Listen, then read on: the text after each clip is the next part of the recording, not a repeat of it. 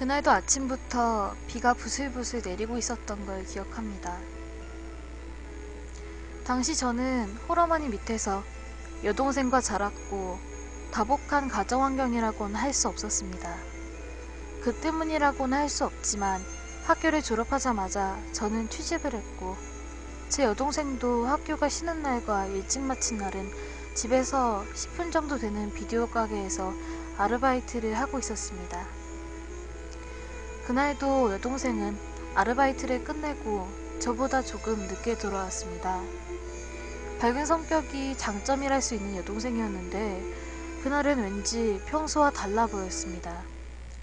식사도 다 하지 않고 자기 방에 들어가서 좀처럼 나오질 않았죠. 이상하게 여긴 저는 무슨 일이라도 있었어? 이렇게 물어봐도 아니야, 아무것도 아니야. 이런 말밖에 하지 않았습니다. 그래도 끈기 있게 물어봤고 여동생의 이야기를 요약해보면 여동생이 아르바이트를 하고 있던 비디오 가게는 대형 매장과는 다르게 지역 밀착형 중간 규모의 가게였습니다. 여러분도 본 적이 있을 거라고 생각하는데 가게에 따라서는 테이프 수거함이라는 걸 준비해두는 곳이 있습니다. 이건 영업시간 내에 비디오를 반납할 수 없는 손님을 위해서 설치해뒀던 투입 형식의 비디오 수거함입니다. 휴일에는 아침 일찍 아르바이트를 하러 수거함을 확인하는 게 업무 중에 하나였습니다. 문제의 그게 수거함에 들어있었던 건 3일 전의 일요일이었다고 합니다. 그날 학교에 가지 않은 여동생은 아침 일찍에 아르바이트를 하며 수거함을 확인할 때 그걸 발견했다고 합니다. 보통 비디오를 반납할 때는 대여용 케이스와 대여표를 함께 넣고 비디오 가게에 이름이 적힌 비닐봉지에 담아서 반납을 하게 됩니다. 문제의 그것은 가게 이름이 적힌 비닐봉지에 들어있었지만 대여표도 없었고 대여용 케이스도 없는 비디오 가게가 빌려준 테이프가 아니라서 극히 평범하게 시판되는 녹화 테이프가 하나 들어있었다고 합니다. 정확히 말하면 분명히 극히 평범한 비디오 테이프는 아니었습니다. 후일 실제로 제가 그 문제의 테이프를 보았지만 속에 테이프를 보호하고 있는 투명 플라스틱 부분은 찢어져 있었고 언제 구입했는지 알 수 없을 만큼 겉은 더러웠고 여기저기 상처투성이었다고 합니다. 이런 테이프를 비디오에 넣으면 비디오가 고장날 것 같은 그런 테이프였습니다. 그리고 무엇보다 그 비디오 테이프에서 풍기는 기분 나쁜 뭔가, 이건 저뿐만 아니라 처음에 그걸 발견한 여동생도 강하게 느꼈다고 합니다. 이걸 오싹하게 생각하면서 책상 서랍에 넣을 수 있었습니다. 처음에는 여동생과 가게의 직원도 손님 중 누군가가 반납할 테이프와 함께 집에 있던 테이프를 헷갈려서 반납할 것이라고 생각을 했다고 합니다. 잘못 반납한 걸 깨닫고 금방 가지러 올 거라고 생각하면서 하지만 3일이 지나도 그 주인은 나타나지 않았습니다. 그건 가게 카운터 뒤의 선반 구석에서 그 봉인이 풀릴 날을 조용히 기다리고 있었던 겁니다.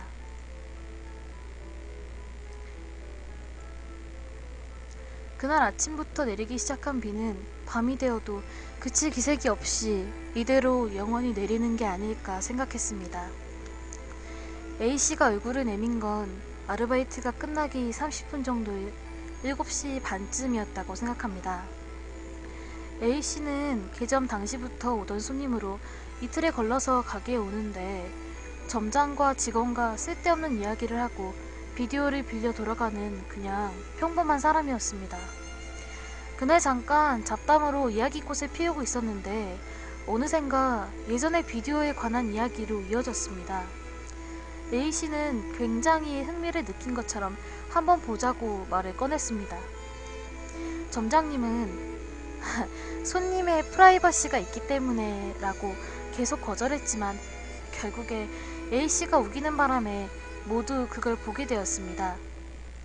다행히 계속 내리던 비 때문이었을까요? 다른 손님도 없고 영업에 지장을 줄 염려도 없었습니다. 솔직히 저는 꺼림칙한 예감이 들었습니다. 그걸 발견했을 때부터 쭉 느꼈던 뭔가 좋지 않은 불안 같은 거. 하지만 반면에 거기 뭐가 찍혀 있을까 하는 호기심이 있던 것도 사실이었습니다. 게다가 그걸 처음 발견했을 때부터 쭉 느꼈던 뭔가 좋지 않은 불안 같은 거. 그래도 그곳에 있던 모두가 말하지 않아도 아무도 이 테이프를 가지러 오지 않을 거란 걸 알고 있었습니다. 그 비디오 테이프 감상회에 참가했던 건 A씨와 점장, 저, 여대생 아르바이트,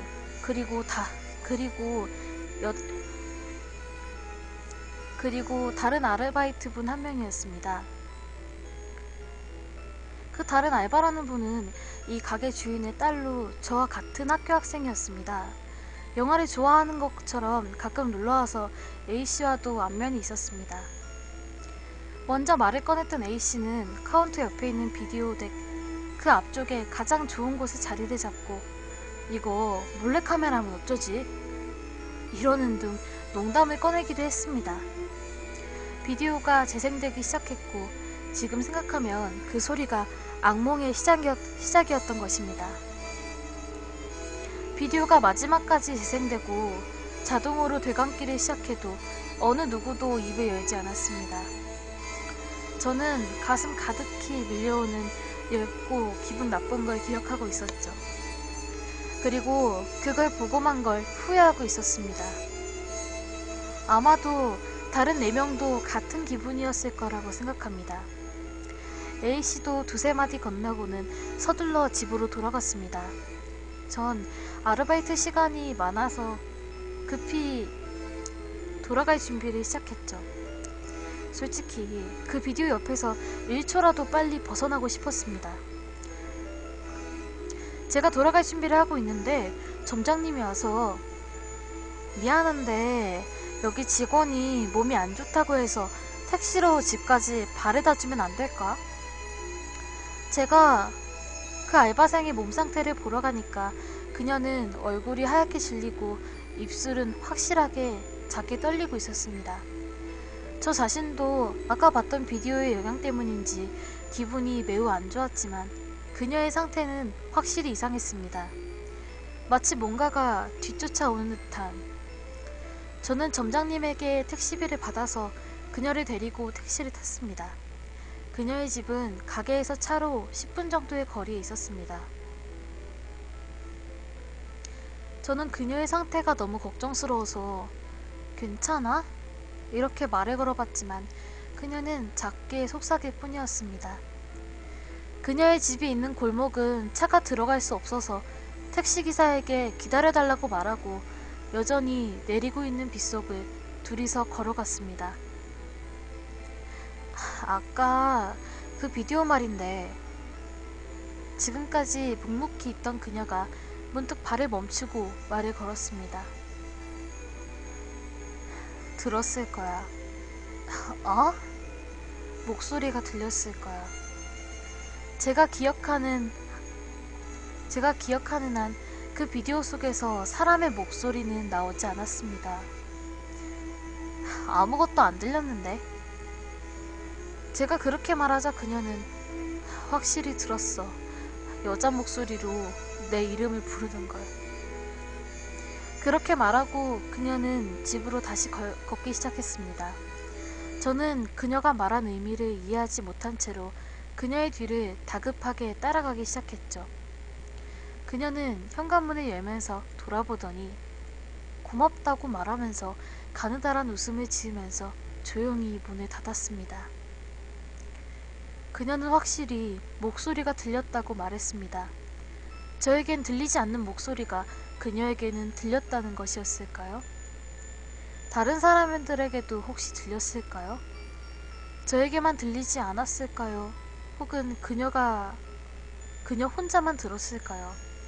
저는 뭔가 형체를 알 수 없는 공포로 그녀가 사라진 문 앞에서 잠시 서 있었습니다. 제가 그녀를 본 건 그게 마지막이었습니다. 돌아가는 택시 안에서 저는 아까 그녀가 말한 걸 줄곧 생각하고 있었습니다. 그때 그녀는 제 옆에 앉아 있었죠. 그녀에겐 들리고 저에게는 들리지 않는 일이 가능할까요? 가게 안에는 음악을 틀어놓았는데 비디오를 보기 위해서 평소보다 볼륨을 줄여놓았습니다. 손님이 왔다고 해도 그 손님이 그녀의 이름을 알 리가 없고 손님들이 말을 걸었을 가능성도 없었습니다. 그러면 역시 비디오에서 그 목소리가 들려왔던 것일까요? 제가 그걸 놓친 건 아닐까요? 저는 택시에서 내려서 집에서 가까운 공중전화로 점장님께 전화를 했습니다. 아무래도 그걸 확인하고 싶었던 것이었습니다. 역시 제 생각대로였습니다. 점장님도 여대생 아르바이트생도 비디오에서 그런 소리는 나오지 않았고 아무도 그녀에게 말을 걸지 않았다고 했습니다. 근데 A씨한테는 확인을 안 해봤는데 어쩌면 A씨에게도 그 소리가 들렸는지도 모릅니다. 하지만 그 뒤 A씨에게 확인을 할 수는 없었습니다. 그렇다면 역시 그녀에게만 그 목소리가 들렸던 것입니다. 왜냐면 A씨가 비디오를 보자고 말을 꺼낸 건 우연이었고 마침 그곳에 그녀가 있었던 것도 우연이었습니다. 그녀가 그 비디오를 보게 될 걸 사전에 예측하는 건 불가능했죠. 그러니까 그 비디오에 여자 목소리로 그녀의 이름을 부른 게 들어있었다 해도 그건 그녀를 콕 찍은 걸 리도 없고 다른 어딘가에 그녀 이름과 똑같은 사람을 가리킨 것이 됩니다. 하지만 그런 우연이 있을까요? 아니면 그녀의 기분 탓이었을까요? 석연치 않은 기분으로 집에 돌아온 저는 식사를 할 마음이 들지 않아서 방에 들어갔습니다. 오빠는 그런 저를 걱정했는지 제 방에 들어와서 괜찮냐고 물어봤죠. 저는 비디오에 대해서 그녀가 들었던 목소리에 대해 이야기했습니다. 하지만 그 비디오에 찍힌 기분 나쁜 내용은 본 사람만이 이해할 수 있고 모든 걸 정확히 오빠에게 설명하는 건 어렵다고 생각을 했죠. 그래도 오빠랑 이야기하고 있으니까 혼자 방에 있는 것보다는 마음이 편안해졌습니다. 생각해보면 오빠가 취직하고 저도 아르바이트를 시작하고부터 오빠와 저는 이야기를 나눌 기회가 없어서 그때만은 비디오에 대한 건 잠시 잊고 학교에 대해서, 아르바이트에 대해서, 오빠의 일에 대해서 밤늦게까지 시간 가는지도 모르고 이야기를 나누었습니다. 그 사이에 엄마도 대화에 참가해서 오랜만에 가족 간의 오붓한 시간을 가졌습니다. 그때 저는 몰랐던 거였죠. 무언가 변하기 시작하고 있다는 사실과 그리고 그 불길한 뭔가가 우리들 바로 근처까지 접근해오고 있다는 사실을요. 그 다음날 저는 아르바이트에 가지 않고 학교가 끝나자마자 곧장 집으로 돌아왔습니다. 텅 빈 집안에 혼자 있으니까 형언할 수 없는 불안감이 엄습해왔습니다. 저에게는 예감이 있었습니다. 뭔가 좋지 않은 일이 일어날 것 같다는 예감. 저는 영감이 있는 것도 아니고 유령의 존재에 대해서는 긍정도 부정도 할 생각은 없지만 지금까지 뭔가 영전히 체험을 할 일은 없었습니다. 무서운 이야기나 호러 영화는 좋아하는 편이고 과학으로는 설명할 수 없는 현상이 있어도 이상할 건 없다는 생각은 있었지만 저에게 뭔가 영감이 있다고 느낀 때는 한 번도 없었습니다. 하지만 이 비디오를 보고 나선 제 오감이 예리해지는 듯한 기분이 들었습니다. 제 속에 있는 방어 본능이 눈에 보이지 않는 뭔가로부터 몸을 지키려고 하는 듯. 그 전화벨이 울린 건 직장에서 돌아온 오빠를 위해서 저녁을 준비하고 있었을 때였습니다. 텅 빈 집안에 갑자기 울리기 시작한 전화벨 소리에 심장이 멎는 느낌이 든 걸 기억하고 있습니다. 전화는 비디오 가게 점장으로부터 걸려온 것이었죠. 지금 사장님이 와 있는데 사장님이라면 그녀의 아버지였죠. 너랑 이야기를 하고 싶대. 휴무인데 미안하지만 지금 잠깐 와줄 수 있겠어? 저는 무슨 일 있어요? 라고 물어보려고 했지만 관두고 가능한 빨리 가겠다고 말하고 전화를 끊었습니다. 저는 직감적으로 그녀의 신변에 뭔가 일어났다고 느꼈습니다. 전화가 왔을 때부터 이미 그 예감은 들었고요. 아니, 더 거슬러 올라가면 어제 그녀와 헤어졌을 때부터 그 예감은 분명 있었습니다. 저는 저녁 준비도 대충 하고 바로 옷을 갈아입고 가게로 향했죠. 가게에 도착하자 사장님의 모습도 점장의 모습도 보이지 않았습니다. 안쪽 사무실에 있겠죠. 아르바이트생에게 가볍게 인사하고 안쪽 사무실의 문을 노크했습니다. 그녀가 없어졌어. 사장님은 힘없이 말했고 점장으로부터 대강의 이야기는 들었다며 저에게 택시로 데려다 줬을 때 뭔가 이상한 건 없었냐고 물었습니다. 저는 그때의 상태를 이야기했지만 그녀가 말한 비디오에서 들렸다는 목소리에 대해서는 꺼내지 않았죠. 지금 그 이야기를 해도 사장님이 혼란만 겪을 거라고 생각했기 때문입니다. 거꾸로 저는 집으로 돌아간 후에 그녀의 상태를 물었습니다. 사장님은 일 때문에 귀가가 늦어져서 그녀와는 얼굴도 대하지 못했고 아내로부터 들은 이야기라면서 그녀에 대해서 이야기해 주었습니다. 그 이야기에 따르면 집에 돌아간 그녀는 기분이 좀 안 좋다면서 곧장 방으로 들어갔고 1시간 정도 지나서 방에서 나오더니 재단에 있던 할머니의 영단을 향해서 갑자기 역정을 내기 시작했다고 합니다. 이 늙어빠진 계집애라던가 너 같은 건 죽어버려라고 일방적으로 고함치면서 말리러 들어온 어머니에게 뭔가 알 수 없는 말을 하면서 자기 방으로 들어갔다고 합니다. 할머니와 사이가 안 좋았던 적도 없었고 지금까지 딸이 그런 난폭한 말을 쓴 적이 없었으므로 마치 사람이 변한 것 같은 딸의 변화에 어머니는 당황하셨다고 합니다.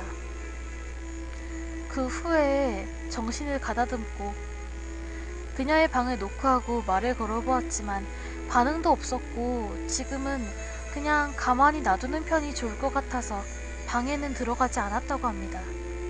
그리고 학교에 갈 시간이 되어도 일어나지 않는 그녀를 깨우러 갔을 때에는 이미 그녀의 모습은 방에 없었다고 해요.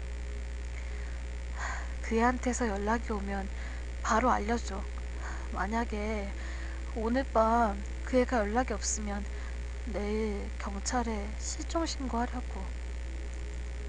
이런 말을 남기고 사장님은 돌아갔습니다.